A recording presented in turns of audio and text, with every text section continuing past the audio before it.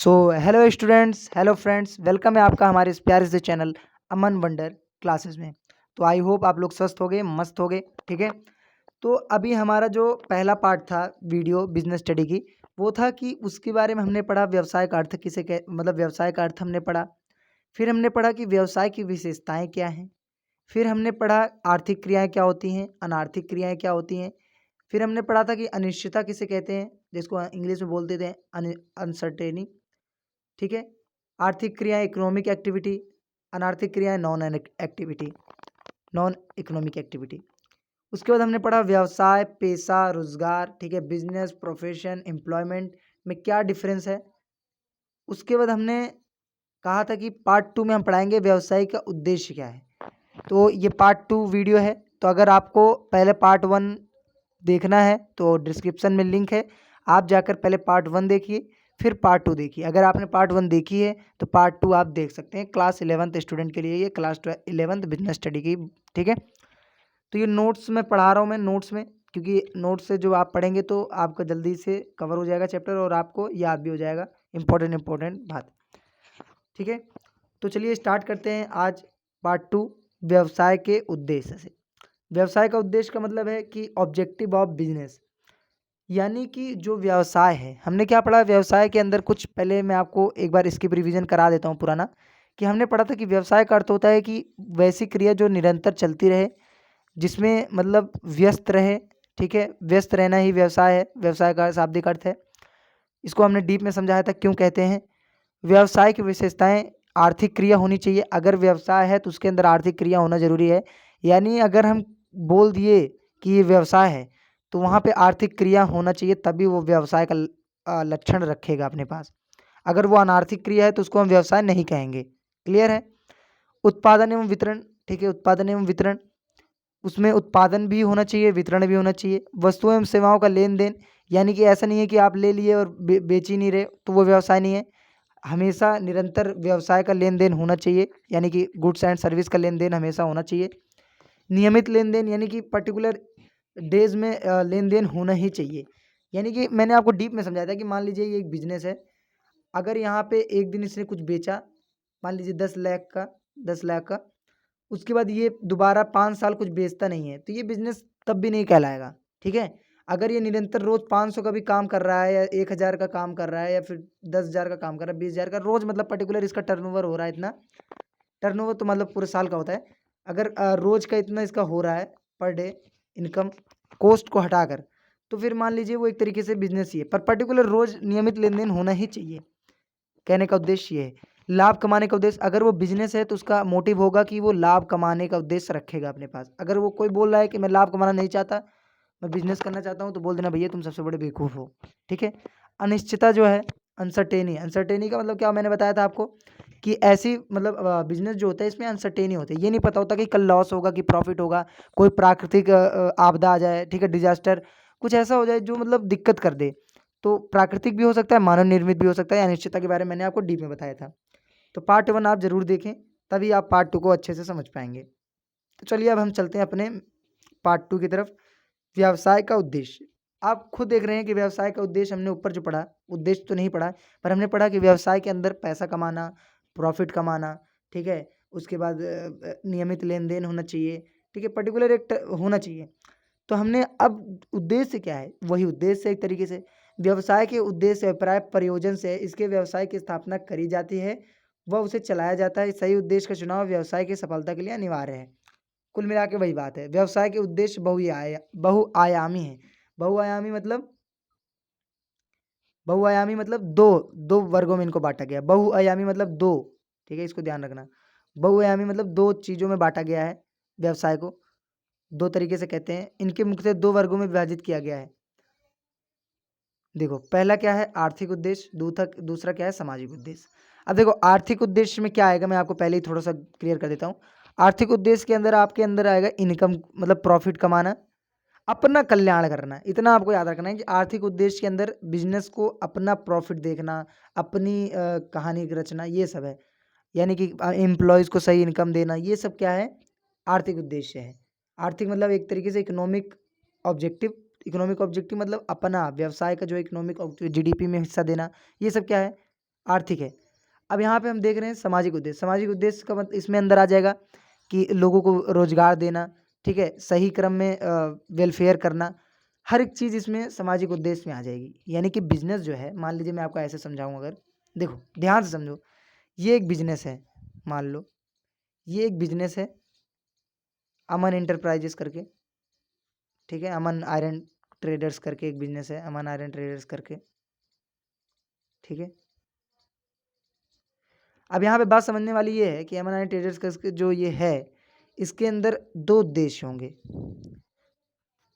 एक होगा कि भैया कि ज़्यादा से ज़्यादा प्रॉफिट कमाया जाए, जिससे हम बिजनेस को आगे ले जाएं, क्योंकि प्रॉफिट कमाना बिजनेस का सबसे पहला उद्देश्य होता है। क्योंकि अगर वो प्रॉफिट नहीं कमाएगा तो आगे चलकर अपना बिजनेस को वो नहीं बढ़ा पाएगा। अगर वो मान लीजिए 5 रुपये हमेशा ही कमाता रहा तो 5 रुपये वाला ही काम कर पाएगा ना वो। अगर उसको 10,000 मिलेगा, 5,000 मिलेगा तो वो और बढ़ाएगा अपने बिजनेस को, और जीडीपी में उसका हाथ होगा, और लोगों के कल्याण के लिए अच्छा कर पाएगा। पर ये पॉजिटिव वे में बात हो रही है, पॉजिटिव बिजनेस की। अब यहाँ पे हम बात करते हैं सामाजिक उद्देश्य। अब एक देखो, इसका उद्देश्य था कि आर्थिक उद्देश्य था, इकोनॉमिक ऑब्जेक्टिव। एक है सामाजिक। सामाजिक मतलब कि सोशल। सोशल जो इसके ऑब्जेक्टिव हैं वो है कि भैया लोगों को रोजगार प्रोवाइड करना, ठीक है, रोजगार प्रोवाइड करना यानी कि जॉब देना एक तरीके से ज़्यादा, उचित रेट पर वस्तु उपलब्ध कराना, उचित रेट पर वस्तु उपलब्ध कराना। ये सब क्या है, सामाजिक उद्देश्य हैं बिजनेस के। तो अब हम आगे पढ़ते हैं। देखो यही बातें कहेगा, थोड़ा आपको समझा दिया मैंने, हो सकता है यही कहे। देखो अब व्यावसायिक उद्देश्य के अंदर आर्थिक उद्देश्य पहले बता रहा है, फिर सामाजिक उद्देश्य बता रहा है। अच्छा वो मैंने बता दिया क्योंकि ये पॉइंट में बता रहा है। तो देखो व्यावसायिक उद्देश्य के अंदर हमारे अंदर आ गया कि आर्थिक उद्देश्य भैया क्या होता है, सॉरी, आर्थिक उद्देश्य क्या होता है कि लाभ कमाना, मैंने पहले बोल दिया। ग्राहकों का सृजन यानी कि जितना ज़्यादा एम्प्लॉयमेंट कर सकें, या फिर ग्राहकों का नहीं, ग्राहकों का सृजन मतलब कस्टमर को बढ़ाना।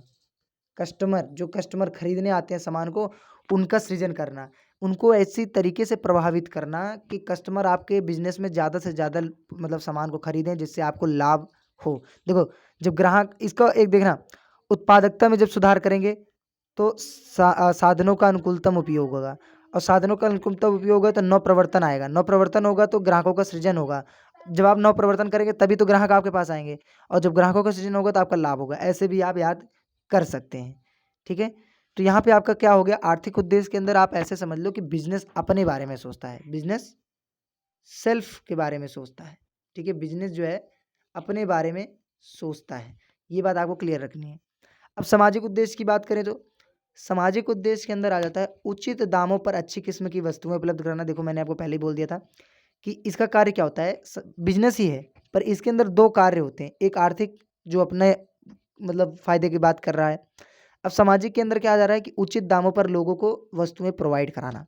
उसके बाद उचित व्यापारिक कार्यवाहियों को अपनाना। कार्यवाही मतलब कानूनी तौर पे होना चाहिए। ऐसा नहीं है कि ऐसा काम समाज के लिए अच्छा कर रहे हैं और कानून का पालन नहीं कर रहे हैं, तो ये गलत बात है ना। कानून का पालन करते रहना चाहिए, ठीक है। रोजगार के अवसर पैदा करना, कर्मचारियों का कल्याण। देखो मैंने पहले बोला कि रोजगार को अवसर पैदा करना या फिर रोजगार देना एक ही बात है। करना कर्मचारियों का कल्याण यानी कि वे जो है कर्मचारी हैं आपके अंदर, मजदूर हैं, उनका वेलफेयर अच्छे तरीके से करना, ठीक है। जिससे वो देखो, अब आप कहोगे कि रोजगार के अवसर पैदा करना, कर्मचारी कल्याण क्यों जरूरी है। अब मैं आपको जरूरी भी बता देता हूँ एक बात। देखो रोजगार के अवसर ऑटोमेटिक हो जाएंगे, क्योंकि जब बिजनेस खुलेगा अकेले वो कुछ नहीं कर पाएगा, अगर वो एआई बेस्ड नहीं है तो, ठीक है। वो लोगों से काम लेगा ही लेगा। अब लोगों से काम लेगा, अगर उनको लंबे समय तक अपने कंपनी में उनको रोकना है, उनको सही फायदा देना है, आई मीन अपने प्रोडक्शन को अच्छे तरीके से बढ़ाना है, कुशलतापूर्वक बढ़ाना है, तो आप क्या करेंगे, कर्मचारी का कल्याण बहुत ज़रूरी है। जब कर्मचारी खुश रहेंगे, ठीक है, तो आपका बिजनेस भी बढ़ेगा, आपके प्रोडक्शन भी बढ़ेंगे, हर एक चीज़ आपका नियमित रूप से चलेगा, ठीक है। कर्मचारी कल्याण इसीलिए देखिए हर जगह बोला जाता है, दो दो बार इसको देखो लिख रहे हैं, कर्मचारी कल्याण, कर्मचारी कल्याण, देखा होगा आपने।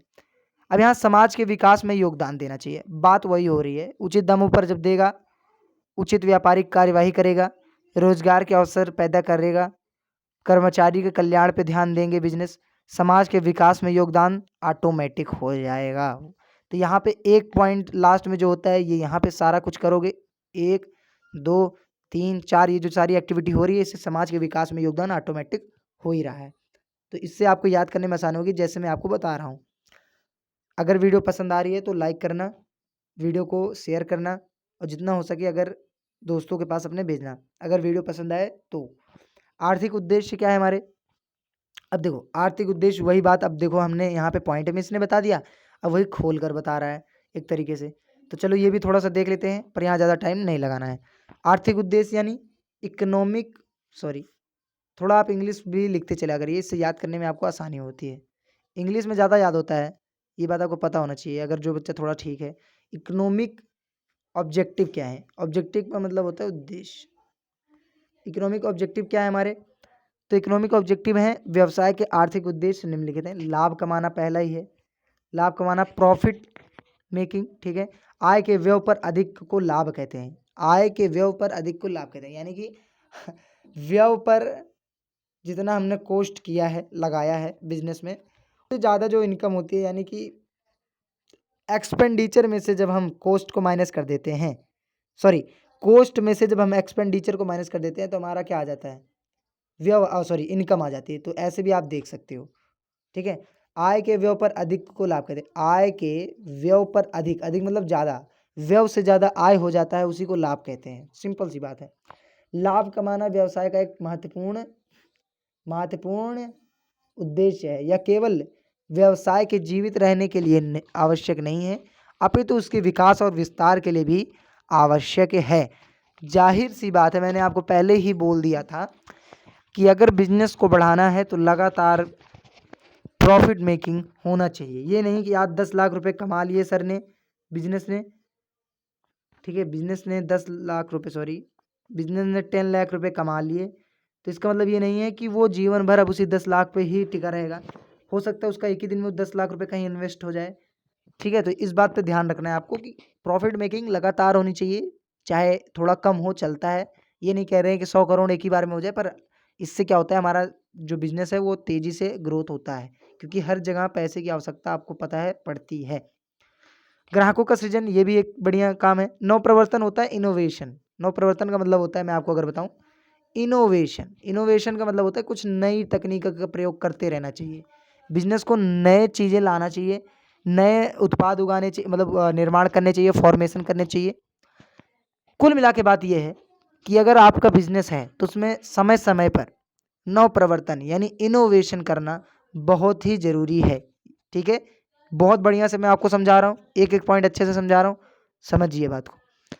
नवप्रवर्तन से अभिप्राय, देखो नवप्रवर्तन से अभिप्राय यहाँ बोलेगा अभी, नवप्रवर्तन से अभिप्राय कुछ नया, देखो कुछ नया करने से है, जैसे नए उत्पाद का निर्माण, पुराने उत्पाद के उपयोग के नए तरीके बनाना, उत्पादन तथा विपणन यानी मार्केटिंग सही होनी चाहिए आपकी, प्रचार प्रसार सही होना चाहिए आपका, सब कुछ। देखो ये लाइन चली जाती है गलत, प्रचार प्रसार आपका सही होना चाहिए, ठीक है। ये सब भी आपको याद रखना है। पूर्ण समय व्यवसाय की सफलता में नवप्रवर्तन अनिवार्य है, ठीक है। अगर आपको बिजनेस को बढ़ाना है, अच्छा ये बताओ, खुद ही बताओ आप, 1 मिनट रुको। अगर आपको मैं बोल दूं, सॉरी,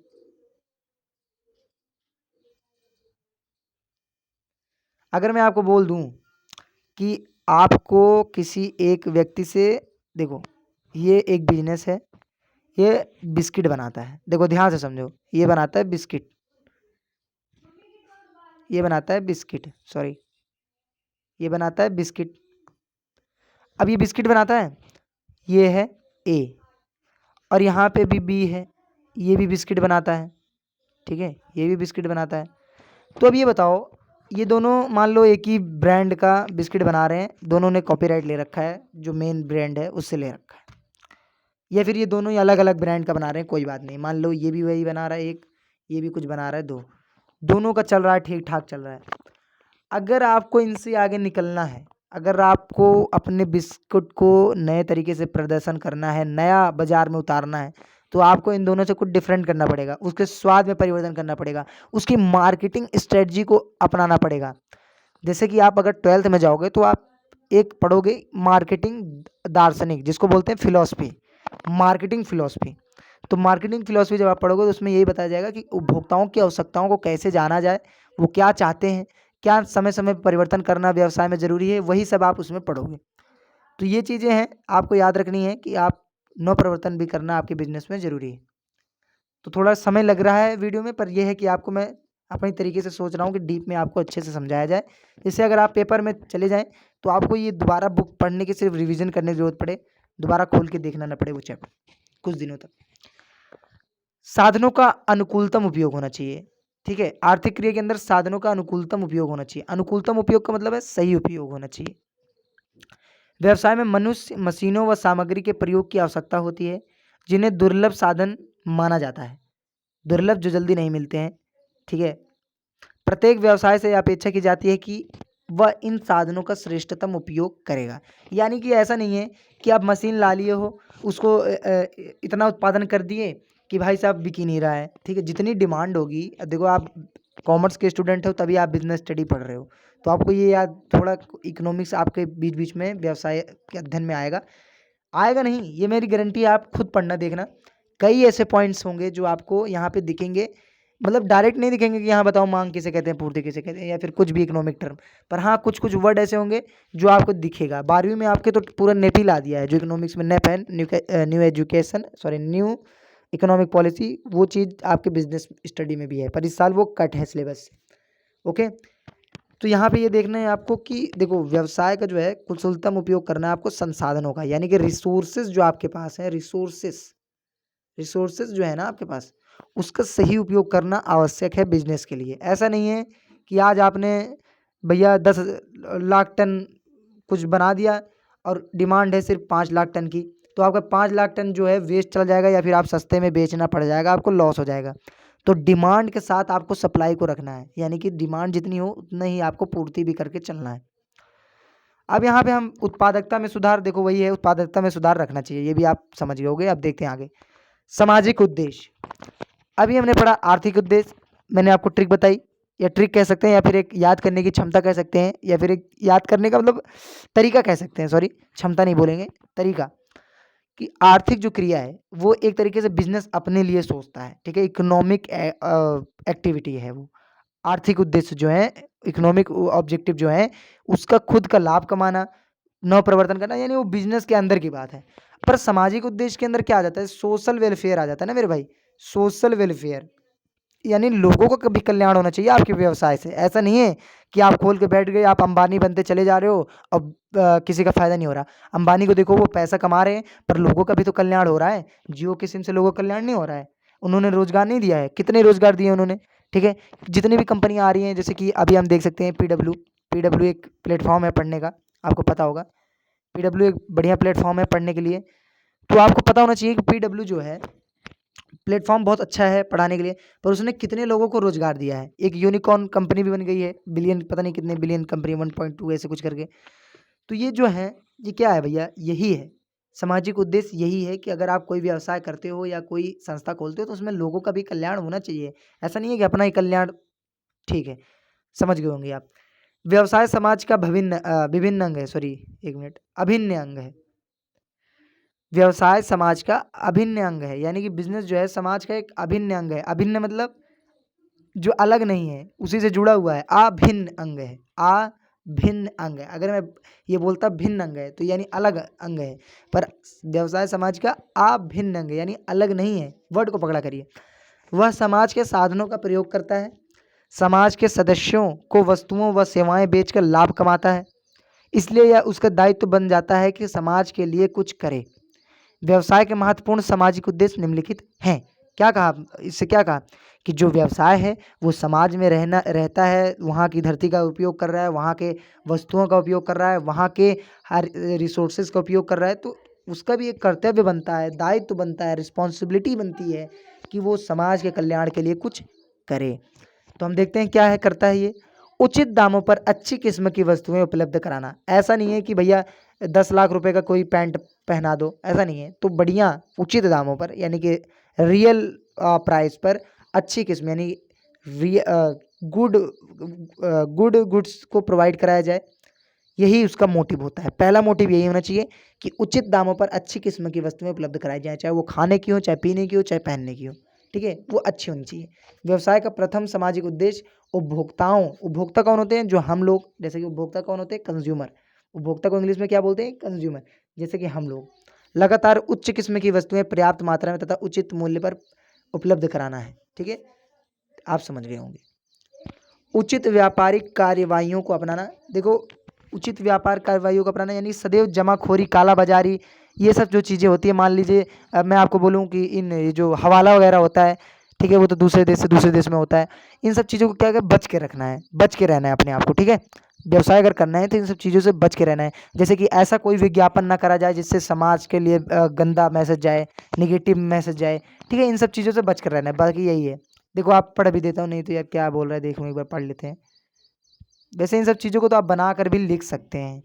व्यवसाय का सदैव जैसे जमाखोरी, कालाबाजारी आदि से बचना चाहिए। भ्राम विज्ञापन, भ्राम यहाँ विपणन लिख दिया है, फिर विज्ञापन है, तथा नकली माल बेचने से, अनुचित व्यापारिक कार्यवाहियों से संलिप्त नहीं होना चाहिए, यानी गंदे माल वगैरह नहीं बेचना चाहिए, यही सब है। रोजगार के अवसर पैदा कराना, रोजगार के अवसर पैदा करना सबसे मैं कहता हूँ इम्पोर्टेंट है। चाहे वो एक बार महंगी वस्तु को दे दे, चलो मंजूर है, बंदा रोज रोज चीज़ नहीं खरीदेगा, पर अगर रोजगार देगा तो हमारे देश के लिए बहुत अच्छा है। कोई अच्छा, एक बात बताओ, अगर आप बिजनेस स्टडी के स्टूडेंट हो, आपके दिमाग में ये नहीं आता कि सरकार क्यों कहती है कि हमारे देश में दूसरे देश की कंपनियां आकर व्यवसाय करें? क्यों कहती है? इसीलिए कहती हैं कि हमारे देश में आएगा तो हमारे देश के संसाधनों का उपयोग करेगा। और संसाधन दो प्रकार के होते हैं, एक मानव संसाधन, एक प्राकृतिक संसाधन। प्राकृतिक संसाधन क्या होते हैं? जो प्रकृति से प्राप्त होते हैं, वो यहाँ बात नहीं हो रही है। मानव संसाधन यानी कि जैसे कि हम जो इंसान बनाते हैं, ठीक है। तो यहाँ पे मैं डीप में जा रहा हूँ, थोड़ा समझिए आप मेरी बात को। तो मानव संसाधन एक तरीके से, मानव जो है वो भी एक तरीके से संसाधन है। तो जब मानव संसाधन का उपयोग बिजनेस करेगा तो रोजगार के अवसर पैदा होंगे ऑटोमेटिक। अगर मान लो हमारा कोई कंपनी है, मान लीजिए, मैं आपको एकदम डीप में समझाऊंगा बिजनेस स्टडी। मैं अगर जिस चैप्टर को पढ़ा रहा हूँ तो उस चैप्टर क्लियर कर कर ही मानूंगा, और वो चैप्टर मैं अपने तरीके से 100% अपना अच्छा पढ़ाऊंगा। अगर मैं जो चैप्टर नहीं पढ़ा रहा हूँ, समझ लो कि उसमें या तो मुझे भी इंटरेस्ट नहीं है, या फिर मैं उसको इतना इंपॉर्टेंट नहीं समझता, या फिर मैं मज़ा नहीं आता मुझे, ठीक है, जाहिर सी बात है। पर मैं जो आपको चैप्टर पढ़ाऊंगा उसमें आपको मैं अपना बढ़िया बेस्ट दूंगा, ठीक है। बाकी सभी अपना बेस्ट देते हैं, पर मैं ज़्यादा बेस्ट देता हूँ। चलिए जोक्स से पार्ट। अब देखो यहाँ पे बात क्या है कि मैं कह रहा था कि हमारा एक देश है भारत, प्यारा सा। अब इसमें से कोई कंपनी गई अमेरिका में, ये है अमेरिका, यूएसए मान लीजिए, हम लिख देते हैं शॉर्ट में। अमेरिका में खोल दिया हमने एक दुकान, दुकान क्या कह सकते हैं, एक बिजनेस खोल दिया। तो हम जब वहाँ खोलेंगे तो आप बताइए, अकेले ही सब कुछ कर लेंगे? अकेले ही कर लेंगे क्या? नहीं, चार्टर्ड अकाउंटेंट चाहिए एक परत, फिर हमें कुछ और लोग चाहिए उसको बताने के लिए, गाइडेंस के लिए। बहुत सारे लोगों की आवश्यकता धीरे धीरे धीरे धीरे धीरे धीरे पड़ती रहती है, ठीक है। तो यही कारण है कि वहाँ पे जो है लोगों को व्यवसाय मिल जाता है। अब रही बात अमेरिका वाले जब यहाँ आएंगे, मान लीजिए ये अमेरिका है, ये भारत है। अमेरिका से कोई आएगा, मान लीजिए अभी देखो अमेरिका ने कहाँ पे, केरल में या कहीं पे एक आईफोन की शॉप खोली है। तो आईफोन की जो शॉप खोली है उससे क्या अमेरिका को तो फ़ायदा होना ही है, वो तो ज़्यादा उसी को होना है, क्योंकि भाई उसका ही। पर लोग जो वहाँ पे रहेंगे वो इंडिया के रहेंगे, जाहिर सी बात है, ज़्यादातर इंडिया के लोग रहेंगे, या फिर वो ज़मीन का प्रयोग तो इंडिया का ही कर रहे हैं, ठीक है। तो इससे क्या है, रोजगार का अवसर पैदा होगा, देश में जीडीपी ग्रोथ होगी। जीडीपी क्या है? देश में जितना उत्पादन होता है समस्त एक साल के अंदर, ठीक है, वो सब क्या है? जीडीपी है। तो इन सब मामलों में आपको थोड़ा समझ कर रखना है, आखिर ये बिजनेस कहना क्या चाहता है हमसे, बिजनेस का मतलब क्या होता है, बिजनेस कैसे चलता है, ठीक है।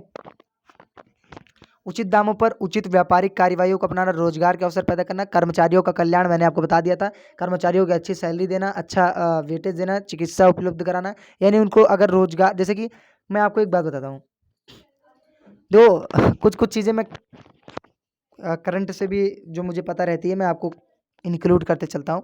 कर्मचारियों का कल्याण इतना इंपॉर्टेंट है कि आप देख सकते हैं Rajasthan is the first state of, he is the first state to implement right to health अधिकार, ठीक है, यानी कि अथॉरिटी। तो इसने क्या किया है कि राजस्थान में अभी वहाँ की सरकार ने राइट टू हेल्थ का नियम ला दिया है। राइट टू हेल्थ का नियम का मतलब क्या होता है? वहाँ पे जिसके पास पैसा नहीं है, सरकारी में जाकर वो आराम से अपना इलाज करा सकता है, सरकारी प्राइवेट सब में, पर कुछ चुनिंदा प्राइवेट में, ऐसा नहीं है कि हर एक प्राइवेट में। मतलब वहाँ पे समझ लीजिए अगर आपके पास पैसा नहीं है तब भी आप अपना इलाज करा सकते हैं। राइट टू हेल्थ भी वहाँ मिल गया। जैसे हमारे पास 6 अधिकार है मौलिक, आपको पता होना चाहिए, क्लास 10 में आपने पढ़ा होगा, 6 मौलिक अधिकार हैं, ठीक है। स्वतंत्रता का, समानता का, ठीक है। उसके बाद आपका ये है कि बहुत सारे, समानता का, धर्मनिरपेक्षता का, उसके बाद कई सारी मैं बोल रहा हूँ। पहला स्वतंत्रता का है, दूसरा समानता का है, तीसरा धर्मनिरपेक्ष, चौथा कहीं समा याद नहीं आ रहा, सॉरी ज़्यादा मुझे नहीं है, 4-5 याद है मुझे बस, ठीक है। एक मैं मिस कर रहा हूँ, कोई सा याद नहीं आ रहा। चलिए कोई नहीं, पर आपको पता होना चाहिए कि 7 मौलिक अधिकार थे पहले। 7 मैं आपको कह रहे हो कि क्या सर आप पॉलिटी भी पढ़ाने लगे, तो पॉलिटी इतनी आती नहीं है, पर जितना पता है उतना आपको बता रहा हूँ कि पहले 7 अधिकार थे, आपको पता होना चाहिए। एक था कि संपत्ति का अधिकार, संपत्ति का भी अधिकार होता था, पर संपत्ति का अधिकार हटा दिया गया था। क्यों हटा दिया गया था? क्योंकि लोग क्या करते थे, ज़्यादा से ज़्यादा ज़मीन लेकर रख लेते थे, तो उससे देश को भी थोड़ा नुकसान होता था। और संपत्ति का अधिकार कानूनी तौर पे अब बना दिया गया है, आई थिंक कोई 300 का के तहत, ठीक है, 300 का के तहत बना दिया गया है। और संपत्ति का अधिकार 1978 में हटा दिया गया था, 1978 में हटा दिया गया था 44वें संविधान संशोधन में, ठीक है, 44वें संविधान संशोधन में हटा दिया गया था। चलिए मैं यहाँ कहाँ जा रहा हूँ, तो कर्मचारी का कल्याण में आपको ये बताना चाहता था कि वहाँ पे चिकित्सा का देखो कितना अच्छा कदम उठाया गया कि वहाँ पे लोगों को जो है, कर्मचारी से लेकर आम आदमी से लेकर अमीर तक सबको क्या कह दिया गया कि सामाजिक मतलब राइट टू हेल्थ है आपके पास। जैसे 6 मौलिक अधिकार थे, एक 7वां भी मिल गया आपको। तो ऐसे यहाँ पे समाज के विकास में योगदान देना। अब देखो सबसे बड़ी बात है, थोड़ा वीडियो लंबी हो रही है, आई नो 26 मिनट की वीडियो बन चुकी है, पर आपको ये ध्यान देने वाली बात है कि ये जो 26-30 मिनट आप दे रहे हो मुझे, आपको अच्छे से समझ में आ रहा होगा अगर आप मेरी पूरी वीडियो ध्यान से देख रहे हो तो। अब हम बात कर रहे हैं व्यवसाय में लाभ की भूमिका, यानी कि जो लाभ है, जो प्रॉफिट है, देखो मैं जो आपको बात बता चुका हूँ वही को अब ये अलग अलग करके बढ़िया से बता रहा है, तो अच्छी बात है, आपको भी समझने में मौका अच्छा मिल जाएगा, आपको भी समझने का अच्छा मौका मिल रहा है। तो व्यवसाय में लाभ की भूमिका क्या है, यानी कि व्यवसाय जो है बिजनेस में, उसमें लाभ का क्या रोल है, ठीक है। तो चलो देखते हैं क्या रोल है भैया व्यवसाय में लाभ का। जाहिर सी बात है, जितना ज़्यादा लाभ होगा लंबे समय तक व्यवसाय चलेगा। हाँ, कुशलता में वृद्धि होगी, प्रतिष्ठा व पहचान बनाने के लिए, व्यवसाय के विकास और विस्तार के लिए। देखो ये सब तो आप बना बना के लिख सकते हो अगर आपका कॉन्सेप्ट मजबूत हो तो। कॉन्सेप्ट समझने की देरी है बस आपको। व्यवसाय में लाभ की क्या भूमिका है कि व्यवसाय की स्थापना लाभ कमाने के उद्देश्य से ही की जाती है। अगर व्यवसाय है तो हम लोग क्या करते हैं, अच्छा बताइए, हम लोग अगर एक तरीके से कहते हैं कि हम प्राइवेट जॉब करेंगे तो इतनी सैलरी मिलेगी, यहाँ तक कि गवर्नमेंट करेंगे तब भी, पर अगर आप देखोगे कोई भी कहता है कि अगर आपको अमीर बनना है, ठीक है, तो आपको क्या करना पड़ेगा, तो आपको व्यवसाय करना ही चाहिए, ठीक है। तो ये बात कही जाती है। तो व्यवसाय इसलिए कहा जाता है कि व्यवसाय जो है लाभ कमाने के उद्देश्य से ही ओपन किया जाता है। व्यवसाय में इसकी अहम भूमिका है जिसे निम्नलिखित तथ्यों यानी फैक्ट से समझा जा सकता है। तो हम देखते हैं लंबे समय तक जीवित रहना व्यवसाय का पहला ही रोल है, लाभ का पहला रोल है कि लंबे समय तक जीवित रहने के लिए ये काम करता है। लाभ ही व्यवसाय को लंबे समय तक चलते रहने में सहायक होता है। लाभ के अभाव में व्यवसाय का औचित्य ही समाप्त हो जाता है, ठीक है। बात कितनी बड़ी बात बोल दी, देख लो, औचित्य ही समाप्त हो जाता है, यानी कि काम ही खत्म है बिना लाभ के। तो व्यवसाय विकास और विस्तार के लिए इम्पोर्टेंट है। देखो विकास यानी डेवलपमेंट, विस्तार यानी ग्रोथ, ठीक है, इन सब के लिए क्या है, जरूरी है। समय समय पर इसमें लाभ, अगर देखो पैसा होगा, अगर आपके पास बिजनेस में पैसा होगा, आपके पास पैसा होगा, तो आप क्या करोगे, आप अतिरिक्त पूंजी का इन्वेस्टमेंट करोगे अपने बिजनेस में, और जितना ही ज़्यादा आप इन्वेस्टमेंट यानी विनियोग, निवेश ये सब करोगे, उससे क्या होगा, आपका बिजनेस बढ़ेगा, ठीक है, ठीक है। कुशलता में वृद्धि, कुशलता यानी कि एफिशिएंसी, अगर मैं इंग्लिश में बोलूँ तो एफिशिएंसी नहीं सॉरी एफिशिएंसी में वृद्धि होगी, या फिर एफिशिएंस आपके अंदर बढ़ेगी। अगर बिजनेस में पैसा भरपूर होगा तो उसकी कुशलता में वृद्धि ऑटोमेटिक होती ही रहेगी, ठीक है। जैसे कि अगर आपके पास 10 रुपये है तो आप कुछ अच्छा कर पाओगे, अगर आपके पास 20 रुपये है तो कुछ और अच्छा कर पाओगे, पर अगर आपके पास 10 लाख रुपए है तो आप बहुत अच्छा कर पाओगे, ठीक है। लाभ वो शक्ति है जो मालिक व कर्मचारी दोनों की ही अच्छा काम करने के लिए प्रेरित करती है। अच्छे लाभ की परिस्थिति में ही कर्मचारी को बेहतर वेतन तथा मालिक को ज़्यादा लाभ मिलने की संभावना होती है। अंततः इससे व्यवसाय की कुशलता में वृद्धि होती है। देखो बात क्या है, ये मेरी जैसे ही बात इस बिजनेस की भी है। अगर आप वीडियो को देखते हो, लाइक करते हो, शेयर करते हो, सब्सक्राइब करते हो चैनल को, तो मुझे अच्छा लगता है, तो मुझे मोटिवेशन मिलता है, तो मैं क्या करता हूँ, और वीडियो बनाने की कोशिश करता हूँ और अच्छा करने की कोशिश करता हूँ। पर अगर आप लाइक नहीं करते, शेयर नहीं करते, सब्सक्राइब नहीं करते, तो मेरा मन डूब जाता है, तो बनाने का मन नहीं करता है। तो वैसे बिजनेस के साथ भी अगर उसको लाभ लगातार होता रहेगा तो वो ज़्यादा से ज़्यादा अपने आप को इम्प्रूवमेंट करने की कोशिश करता है। अब यहाँ पे बात करेंगे चौथा, प्रतिष्ठा व पहचान बनाने के लिए। प्रतिष्ठा व पहचान, अगर आप बिजनेस को बढ़ाना है, एक नाम बनाना है, यूनिकॉर्न बनाना है, तो भाई लाभ का होना बहुत जरूरी है, क्योंकि आपको पैसा देना पड़ेगा, अंशधारियों को पैसा देना पड़ेगा, यानी शेयर होल्डर जो होंगे। जैसे देखो शेयर होल्डर किसे कहते हैं, शेयर होल्डर देखो यहाँ अंशधारी मैं बोल रहा हूँ, मैं ये मत सोचिए कि इसके बाहर का कुछ बता रहा हूँ, इसके बाहर का मैं वो चीज़ बता रहा हूँ जो आपको समझाने के लिए इंपॉर्टेंट है, पर मैं इसके अंदर की ही बात बता रहा हूँ, मैं पढ़ नहीं रहा हूँ, इसका मतलब ये नहीं है कि मैं उसके अंदर नहीं देख रहा, मैं देख रहा हूँ, आपको उसी के अंदर समझा रहा हूँ, आप पढ़ोगे आपको दिखेगा। अंशधारियों को पर्याप्त लाभांश देना होगा, पर यहाँ लाभांश का मतलब होता है डिविडेंड, लाभांश का मतलब होता है डिविडेंड, ठीक है। तो अंशधारी जो होते हैं यानी शेयर होल्डर जो होते हैं ये क्यों होते हैं, पहले मैं आपको बताता हूँ। मान लीजिए कभी कभी बिजनेस को पैसे की जरूरत पड़ जाती है, तो वो सोचता है लोन ले लें, तो लोन में उसको पता है ब्याज ज़्यादा देना पड़ेगा, तो इसलिए वो क्या करता है, अंश अपने बेच देता है, अंश मतलब अपने शेयर हिस्सा बेच देता है, तो उसको जो है अंशधारी ले लेते हैं। अंशधारी जब ले लेते हैं तो उनके पास हो जाते, वो बन जाते हैं कंपनी के शेयर होल्डर। इसके अंदर भी दो शेयर होते हैं, प्रेफरेंस शेयर और इक्विटी शेयर, वो कभी आपको समझाना पड़ेगा अलग से, वो अकाउंट में आप समझोगे। पर शेयर यहाँ पे ले लेते हैं जब अंशधारी, तो भैया उनको पैसा देना जरूरी है, तो उनको लाभांश के रूप में ज़्यादा पैसा देते हैं। मान लो 10 रुपये लगाया है आज, उसका एक शेयर का दाम 10 रुपये है, उन्होंने 100 शेयर खरीद लिए, कितना हो गया, 100 रुपये हो गया, सॉरी, एक शेयर का दाम 10 रुपये है, तो 10 खरीदेंगे तो कितना हो जाएगा, 100 रुपये, और बाद में उनको पता चला कि एक का 20 हो गया, तो 20 दाम में 200 रुपये, उन्होंने यानी 100 रुपये का प्रॉफिट कमा लिया। पर ये ज़्यादा ज़्यादा रुपये में होता है, लाख करोड़ों में होता है, ठीक है, ऐसे मैं आपको समझाने के लिए बता रहा हूँ। तो ये चीज़ आपको याद रखना है कि प्रतिष्ठा और पहचान बनाने के लिए पैसे की जरूरत पड़ती है, लोग कर्मचारियों को पैसा देने के लिए, डिविडेंड देने के लिए, सब कुछ।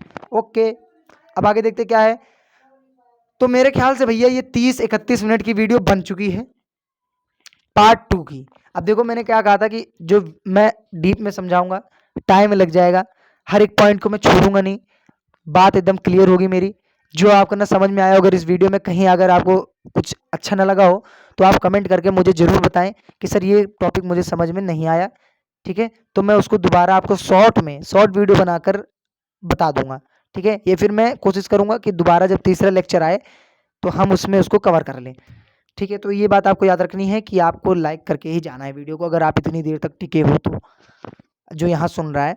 तो व्यावसायिक क्रियाओं का वर्गीकरण अब है उद्योग और वाणिज्य। देखो कई बार उद्योग और वाणिज्य यानी कि सेम ही कह देते हैं लोग, पर इसके अंदर अंतर होता है, मैं आपको अच्छे से समझाऊंगा।